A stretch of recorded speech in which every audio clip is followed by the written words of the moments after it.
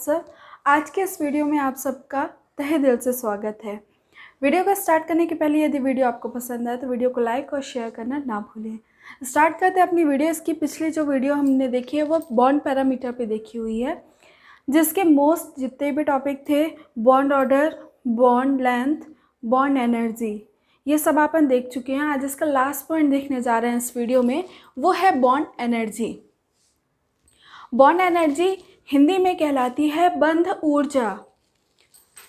यदि आप इसकी परिभाषा देना चाहेंगे तो इसकी परिभाषा कैसे देंगे कि किसी अणु में उपस्थित परमाणुओं के मध्य जो बंध है उसको तोड़ने के लिए लगने वाली जो आवश्यक ऊर्जा होती है वह उसकी बंध ऊर्जा कहलाती है। जैसे यहाँ पर हमने हाइड्रोजन और नाइट्रोजन दो परमाणुओं को लिया हुआ है, दो अणु को लिया है, मतलब ये किन परमाणुओं से मिलकर के बने हुए हैं? सेम हाइड्रोजन परमाणुओं से ही मिलकर के बने हुए हैं। जब दो परमाणु आपस में संगठित हुए हैं तब क्या कर रहे हैं? ये हाइड्रोजन मॉलिक्यूल का फॉर्मेशन कर रहे हैं। पर जब हम इस अणु को तोड़ना चाहते हैं, अभी इसके बीच बंध बना हुआ है, ये बॉन्ड है, इस बॉन्ड को यदि हम ब्रेक करना चाहते हैं तो जो हमको इसको एनर्जी देनी होगी वह ऊर्जा क्या कहलाएगी? बॉन्ड एनर्जी कहलाएगी या बंध ऊर्जा कहलाएगी। सेम एज नाइट्रोजन में देखें, जब नाइट्रोजन के दो परमाणु आपस में मिलेंगे और अतिव्यापन के फलस्वरूप ये क्या बनाएंगे? नाइट्रोजन मॉलिक्यूल का फॉर्मेशन करेंगे, तो बॉन्ड बना है। इस बॉन्ड को तोड़ने के लिए जो ऊर्जा लगेगी वह ऊर्जा कहलाएगी बॉन्ड एनर्जी। इसको अपन जब भी कोई केमिकल रिएक्शन लिखते हैं तो इस प्रकार से प्रदर्शित करते हैं। जैसे F2 मॉलिक्यूल है, इसके बीच बने बॉन्ड को यदि हमने ब्रेक किया तो इससे क्या निकल रही है? ब्रेक करने पर हमको क्या प्राप्त होगा? दोनों ये अलग अलग मॉलिक्यूल प्राप्त हो जाएंगे और साथ में क्या लगनी पड़ेगी इसमें? बॉन्ड एनर्जी, जो किस फॉर्म में दिखाते हैं अपन? डेल के फॉर्म में दिखाते हैं, जो ऊर्जा को प्रदर्शित करता है, जिसे एंट्रोपी भी कहते हैं। ये प्लस में भी होती है और माइनस में भी होती है। यदि थर्मोडायनेमिक का अपन ने रूल पढ़ा है तो उसमें पढ़े हैं, प्रथम नियम ही होता है ऊष्मागतिकी का कि ऊष्मा को कभी नष्ट नहीं किया जा सकता। सेम एज मतलब जितने भी अणु परमाणु या आयन पाए जा रहे हैं वह भी किससे संबंधित है? ऊर्जा से संबंधित हैं। जब उनको ऊर्जा दी जाती है तो वह संगठित हो जाते हैं और जैसे ही उनसे वह ऊर्जा ली जाती है या उसमें किसी अन्य परमाणु को जोड़ने की प्रक्रिया की जाती है, इसके लिए उसको ऊर्जा देनी पड़ती है और वही ऊर्जा जो उसके बंध को तोड़ने के लिए आवश्यक होती है वो कहलाती है बंध ऊर्जा या बॉन्ड एनर्जी। बंध ऊर्जा को दो भागों में वर्गीकृत किया गया है, आइए देखते हैं। एक उदाहरण और देखते हैं अपन, जैसे फ्लोरीन मॉलिक्यूल है F2, जब इसको बॉन्ड एनर्जी देते हैं तब ये मॉलिक्यूल का फॉर्मेशन करता है। सेम एज जब इससे वह ऊर्जा ले ली जाती है या उसको और अधिक ऊर्जा दी जाती है जिससे वह बंध अपना तोड़ दे, तो वह जो ऊर्जा दी जा रही है वह ऊर्जा क्या कहलाती है? बॉन्ड एनर्जी, जिसे अपन डेल एच के फॉर्म में रिप्रेजेंट करते हैं। आगे बढ़ते हैं। टाइप्स ऑफ बॉन्ड एनर्जी कितने प्रकार की होती है? तो ये दो प्रकार की होती है। पहली है बॉन्ड डिसोसिएशन एनर्जी और दूसरी होती है बॉन्ड एनर्जी, मतलब बंध विघटन ऊर्जा, जिसे अपन कैपिटल D से रिप्रेजेंट करते हैं। इसका मतलब होता है किसी बंध को तोड़ने के लिए लगने वाली आवश्यक ऊर्जा बंध वियोजन ऊर्जा कहलाती है।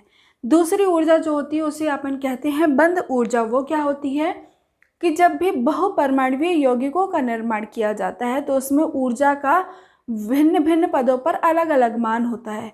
उन सब का औसत मान जो अपन निकालते हैं वह औसत मान ही उसका बंध ऊर्जा कहलाता है। किस प्रकार यौगिकों में अपन देखते हैं, तो आइए उदाहरण इसका देखते हैं।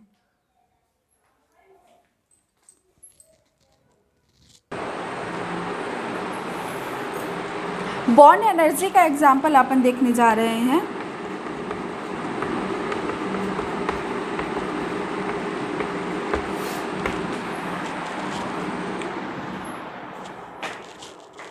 बॉन्ड एनर्जी का एग्जाम्पल अपन देखने जा रहे हैं, जिसमें बहुपरमाणुवीय यौगिक जो ले रहे हैं वो मीथेन ले रहे हैं।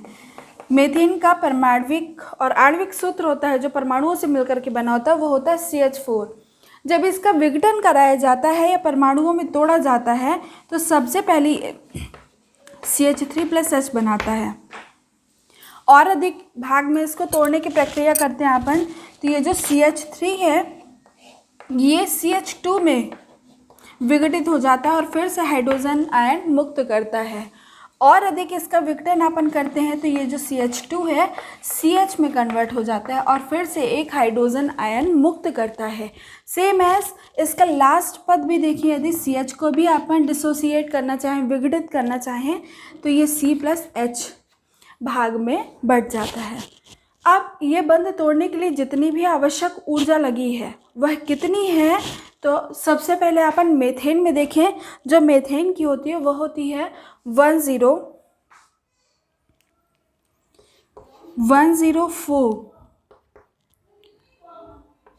किलो कैलोरी पर मोल होती है।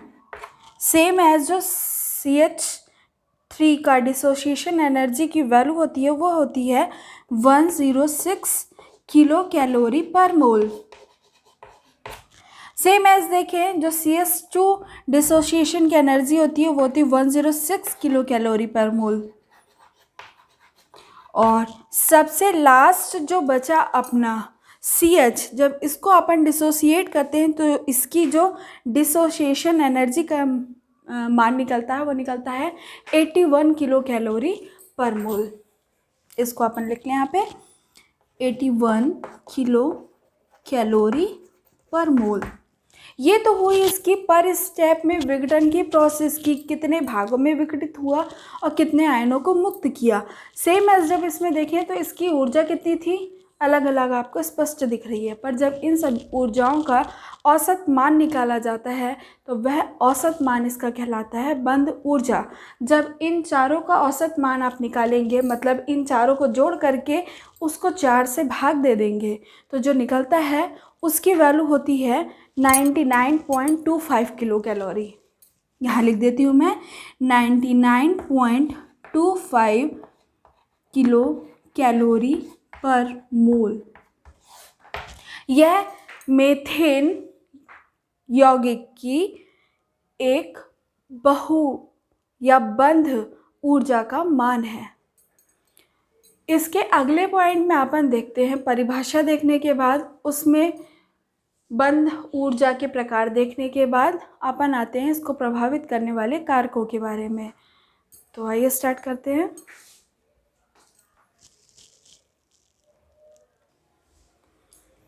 हम देखने जा रहे हैं इसको प्रभावित करने वाले कारकों के बारे में, जिसमें पहला कारक है बंधों के प्रकार, दूसरा है संकृत कक्षक का स्वभाव, तीसरा है परमाणु का आकार, चौथा है एकांकी इलेक्ट्रॉन युग्मों की उपस्थिति, पांचवा है रेजोनेंस स्वभाव।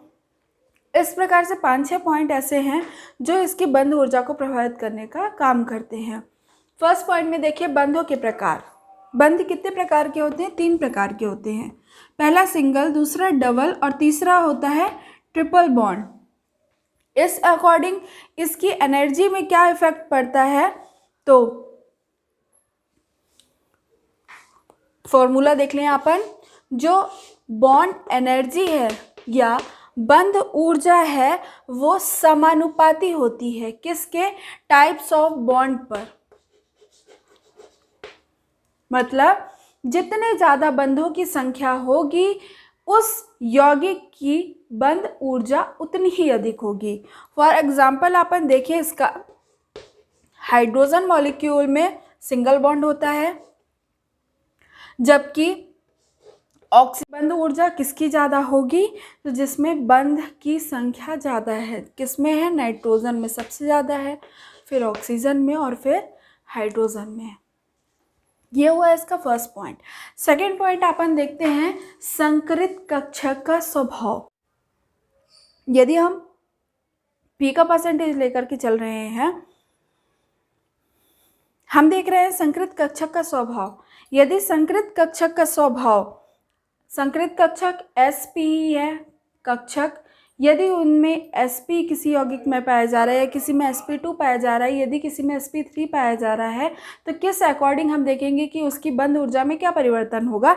इसके लिए हम देखते हैं कि p का परसेंट sp में कितने परसेंट है, 50% है, सेम एज sp2 में कितने परसेंट निकल रहा है, तो 66.66% है। सेम एज जब sp3 में देखते हैं तो कितने परसेंट p का परसेंटेज आ रहा है, 75% आ रहा है परसेंटेज। इस अकॉर्डिंग किस संकरण में किस संकरित यौगिक की बंध ऊर्जा का मान ज़्यादा होगा, जिसमें p कक्षक का मान ज़्यादा है, तो किस में ज़्यादा है, sp3 में सबसे ज़्यादा है, फिर sp2 में और फिर sp में।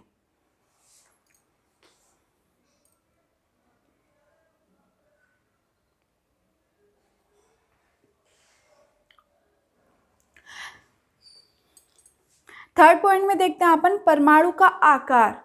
परमाणु का आकार किस प्रकार से बंध ऊर्जा को प्रभावित करता है, तो इसके लिए जो फॉर्मूला अपन देखिए वो होता है बॉन्ड एनर्जी समानुपाती होती है किसके, परमाणु आकार के, मतलब एटॉमिक साइज के। इसका तात्पर्य क्या हुआ, इसका तात्पर्य ये हुआ कि परमाणु का आकार जितना ज़्यादा होगा बंध ऊर्जा का मान उतना ही कम होगा। सेम एज बंध ऊर्जा जितनी अधिक होगी मतलब उसके परमाणु का आकार उतना ही कम है। इसका एग्जाम्पल अपन देखना चाहें तो एग्जाम्पल देखते हैं HF,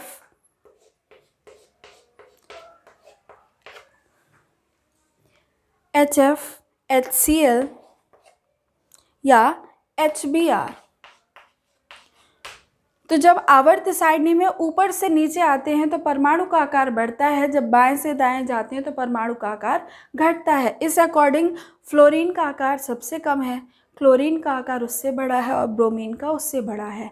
तो परमाणु का आकार के आधार पर यदि इसकी बंध ऊर्जा देखी जाए तो सबसे ज़्यादा किसकी होगी, HF की, फिर HCl की और फिर HBr की। क्यों, क्योंकि according to its atomic size. Fourth point है एकांकी इलेक्ट्रॉन युग्म की उपस्थिति। सेम रेशियो इसमें भी पाया जाता है कि बॉन्ड एंगल जो है वह व्युत्क्रमानुपाती होता है किसके, लोन पेयर ऑफ इलेक्ट्रॉन के। मतलब जितनी ज़्यादा लोन पेयर इलेक्ट्रॉन पाए जाएंगे उतना ही कम बंध ऊर्जा का मान होगा, और जितने कम लोन पेयर पाए जाएंगे उतना ही अधिक उसकी बंध ऊर्जा का मान होगा। उदाहरण के लिए देखते हैं, जैसे H2O है, NH3 है, CH4 है, तो लोन पेयर ऑफ इलेक्ट्रॉन किस में पाए जा रहे हैं, कार्बन में नहीं पाया जा रहा है। नाइट्रोजन में 1 पाया जाएगा और जल में कितने पाए जाएंगे, ऑक्सीजन के ऊपर 2 पाए जाएंगे, क्योंकि ऑक्सीजन इसका सेंट्रल एटम है। इस अकॉर्डिंग जल में सबसे ज़्यादा लोन पेयर ऑफ इलेक्ट्रॉन है, इसलिए इसकी बंध ऊर्जा सबसे कम है। फिर नाइट्रोजन वाले की, क्योंकि नाइट्रोजन में 1 लोन पेयर ऑफ इलेक्ट्रॉन पाया जा रहा है, इसलिए अमोनिया की उसके बाद, और मेथेन में 1 भी लोन पेयर ऑफ इलेक्ट्रॉन उपस्थित नहीं है, इसलिए सबसे ज़्यादा ऊर्जा का मान किसका होगा, मेथेन का। फोर्थ पॉइंट में अपन देखते हैं इसमें, वो है रेजोनेंस एनर्जी। पांचवा पॉइंट है अपना अनुनाद ऊर्जा। अनुनाद ऊर्जा का बंध ऊर्जा से क्या संबंध होता है, समानुपाती का संबंध होता है। मतलब जो बॉन्ड एनर्जी है वो समानुपाती होती है किसके, रेजोनेंस एनर्जी के। इसका तात्पर्य ये हुआ कि उसकी अनुनादी ऊर्जा का मान जितना ज़्यादा होगा उसकी बंध ऊर्जा का मान भी उतना ही ज़्यादा होगा। सेम रिलेशन पाया जाता है बंध ध्रुवता का। बंध ध्रुवता मतलब बॉन्ड पोलैरिटी। बॉन्ड पोलैरिटी जितनी ज़्यादा होगी बॉन्ड एनर्जी का मान भी उतना ही अधिक होगा। तो इसको भी अपन इसी तरह से लिख सकते हैं, BE समानुपाती होती है किसके, B P के, bond of polarity, bond polarity. तो इन पॉइंट्स के साथ ये टॉपिक हमारा यहीं पे ख़त्म होता है। यदि इस टॉपिक से रिलेटेड कोई डाउट हो या कोई ऐसी बात हो जो आप मुझसे कहना चाहते हो तो वो मेरे कमेंट सेक्शन में आप कमेंट कर सकते हैं। मिलते हैं नेक्स्ट वीडियो के साथ। Thank you so much.